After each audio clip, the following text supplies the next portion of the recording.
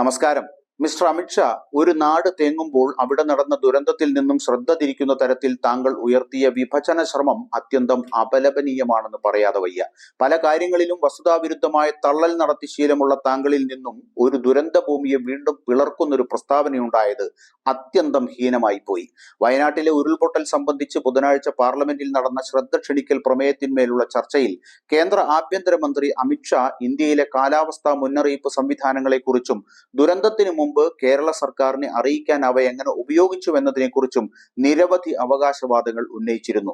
ഈ അവകാശവാദങ്ങളെ സൂക്ഷ്മമായി പരിശോധിച്ചാൽ അവയോരോന്നും വസ്തുതാ വിരുദ്ധമാണെന്ന് ബോധ്യമാവും. കേരളത്തിന്റെ വടക്കൻ ഭാഗങ്ങളിൽ ജൂലൈ 19 രാവിലെ 11:30 വരെ പെട്ടെന്നുള്ള വെള്ളപ്പൊക്ക സാധ്യതയെക്കുറിച്ചുള്ള മുൻകരുതൽ സംബന്ധിച്ച് ജൂലൈ 18 ഇന്ത്യൻ കാലാവസ്ഥാ വകുപ്പ് പത്രക്കുറിപ്പ് പുറപ്പെടുവിച്ചു. അതേ ദിവസം തന്നെ ജൂലൈ 18 മുതൽ 31 വരെ തീയതികളിൽ പുറപ്പെടുവിച്ച വിപുലീകൃത റേഞ്ച് പ്രവചനത്തിൽ ഈ കാലയളവിലേക്ക് കേരളത്തെക്കുറിച്ച് പരാമർശമേ ഉണ്ടായിരുന്നില്ല. ജൂലൈ 23 കാലാവസ്ഥാ വകുപ്പ് പ്രസിദ്ധീകരിച്ച പത്രക്കുറിപ്പിൽ ജൂലൈ 25 കേരളത്തിലും മാഹിയിലും ഒറ്റപ്പെട്ട സ്ഥലങ്ങളിൽ വളരെ കനത്ത മഴ ഉണ്ടാകുമെന്നും മുൻകരുതൽ നടപടി സ്വീകരിക്കണമെന്നും നിർദ്ദേശിക്കുന്നുണ്ട്. ജൂലൈ 23 മുതൽ 27 വരെ കേരളത്തിലും മാഹിയിലും ഒറ്റപ്പെട്ട ചില സ്ഥലങ്ങളിൽ കനത്ത മഴയുണ്ടാകുമെന്നും അവർ മുന്നറിയിപ്പ് നൽകിയിട്ടുണ്ട്. ജൂലൈ 25 കേരള സംസ്ഥാനത്തിന് ഓറഞ്ച് അലർട്ടും ജൂലൈ 23, 24, 26, 27 തീയതികളിൽ യെല്ലോ അലർട്ടും നൽകിയിട്ടുണ്ട്.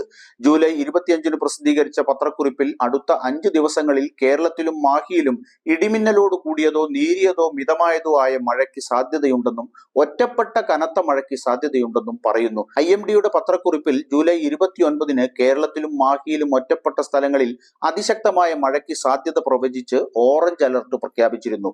ഈ ഓറഞ്ച് അലർട്ട് നിലനിൽക്കെ ജൂലൈ 30 പുലർച്ചെയാണ് ചൂരൽമലയിലും മുണ്ടക്കയിലും ഉരുൾപൊട്ടൽ ഉണ്ടായത്. ഉരുൾപൊട്ടൽ ഉണ്ടായതിനെ തുടർന്ന് ജൂലൈ 30 ഉച്ചയ്ക്ക് 1:10 പ്രസിദ്ധീകരിച്ച വാർത്താക്കുറിപ്പിലാണ് റെഡ് അലർട്ട് പ്രഖ്യാപിച്ചത്. ഈ പത്രക്കുറിപ്പിൽ കേരളത്തിലും മാഹിയിലും ജൂലൈ 31, ഓഗസ്റ്റ് 1 തീയതികളിൽ ഓറഞ്ച് അലർട്ടും ഉണ്ടായിരുന്നു.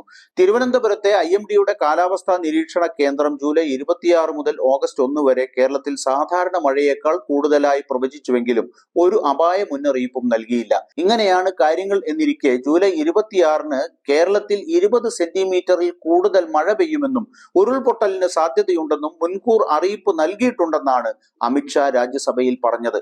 അന്ന് പ്രസിദ്ധീകരിച്ച IMD പത്രക്കുറിപ്പിൽ അത്തരം മുന്നറിയിപ്പുകൾ ഒന്നുമില്ല എന്ന് രേഖകൾ സംസാരിക്കുമ്പോഴാണ് ആഭ്യന്തരമന്ത്രി നിരുത്തരവാദപരമായ ഒരു പ്രസ്താവന പാർലമെന്റിൽ നടത്തിയത്. കാലാവസ്ഥാ വകുപ്പ് മണ്ണിടിച്ചിൽ സംബന്ധിച്ച മുന്നറിയിപ്പ് നൽകാനുള്ള ഉത്തരവാദിത്വമുള്ള ജിയോളജിക്കൽ സർവേ ഓഫ് ഇന്ത്യ, നദി സംബന്ധമായ വെള്ളപ്പൊക്കത്തെക്കുറിച്ച് മുന്നറിയിപ്പ് നൽകാനുള്ള ഉത്തരവാദിത്വമുള്ള സെൻട്രൽ വാട്ടർ കമ്മീഷൻ എന്നിവ പുറപ്പെടുവിച്ച പ്രവചനങ്ങളിലൊന്നും ഹൈറിസ്ക് പ്രവചിക്കുന്ന മുന്നറിയിപ്പുകൾ വന്നിരുന്നില്ല. ഇക്കാര്യങ്ങൾ പരിശോധിച്ചാൽ ജൂലൈ 30 ഉരുൾപൊട്ടലിന് മുന്നോടിയായി ഒരു ഏജൻസിയും വയനാട്ടിൽ റെഡ് അലർട്ട് നൽകിയിട്ടില്ലെന്ന് വളരെ വ്യക്തമായി മനസ്സിലാവും. മാത്രമല്ല 29, 30 തീയതികളിൽ മണ്ണിടിച്ചിൽ ഉണ്ടാകാനുള്ള കുറഞ്ഞ സാധ്യതയാണ് വിവിധ ഏജൻസികൾ പ്രവചിച്ചത് എന്നും കാണാൻ കഴിയും. ഇതിൽ നിന്നൊക്കെ അമിത്ഷാ ഉപരിസഭയെ തെറ്റിദ്ധരിപ്പിച്ചുവെന്നും പദവി ലംഘനം നടത്തിയെന്നും വളരെ വ്യക്തമാണ്. ഇത് കൂടാതെയാണ് ഷാ നടത്തിയ വ്യാജ അവകാശവാദങ്ങൾ. 2014 മുമ്പ് ദുരന്തങ്ങളോട് പ്രതികരിക്കാൻ ഒരേയൊരു മാർഗമേ ഉണ്ടായിരുന്നുള്ളൂ ഇന്ത്യയിൽ, ദുരിതാശ്വാസവും പുനരധിവാസവും മാത്രം എന്നായിരുന്നു അമിത്ഷാ ലോക്സഭയിൽ പറഞ്ഞത്. വസ്തുതാപരമായി ഇതും തെറ്റാണ്.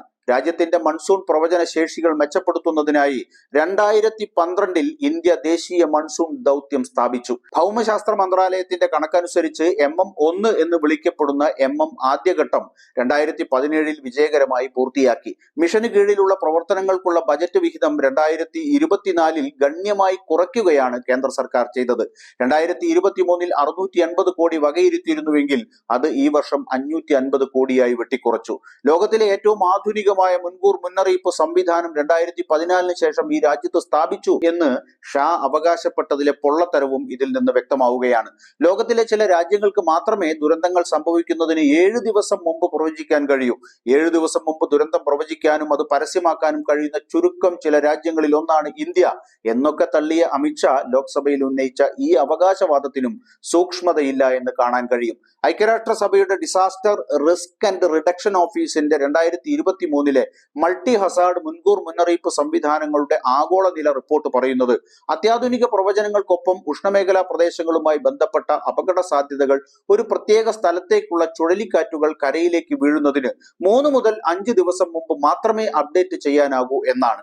മഴയെ സംബന്ധിച്ചിടത്തോളം കാലാവസ്ഥാ പ്രവചനത്തിലും മുന്നറിയിപ്പ് സേവനങ്ങളിലും IMDയുടെ സ്റ്റാൻഡേർഡ് ഓപ്പറേറ്റിംഗ് നടപടിക്രമങ്ങൾ പറയുന്നത് അതിശക്തമായ മഴയ്ക്കുള്ള ചുവപ്പ് നിറത്തിലുള്ള മുന്നറിയിപ്പ് 48 മണിക്കൂറിൽ കൂടുതൽ മുമ്പ് നൽകാനാവില്ല എന്നാണ്.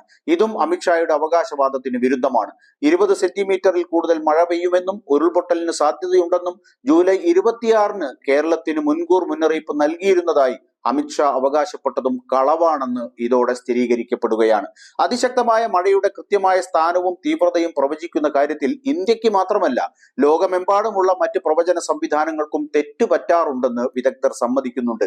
കാര്യങ്ങൾ ഇങ്ങനെയൊക്കെയാണെന്നിരിക്കെ പാർലമെന്റിൽ കേരളത്തിൽ നിന്നുള്ള MP-മാർ ഉയർത്തിയ ചോദ്യങ്ങൾക്ക് കള്ളമറുപടി പറഞ്ഞ ആഭ്യന്തരമന്ത്രി അമിത്ഷാ ദുരന്തത്തിൽ തേങ്ങുന്ന കേരളത്തിലെ ജനങ്ങളോട് മാപ്പ് പറഞ്ഞേ തീരൂ.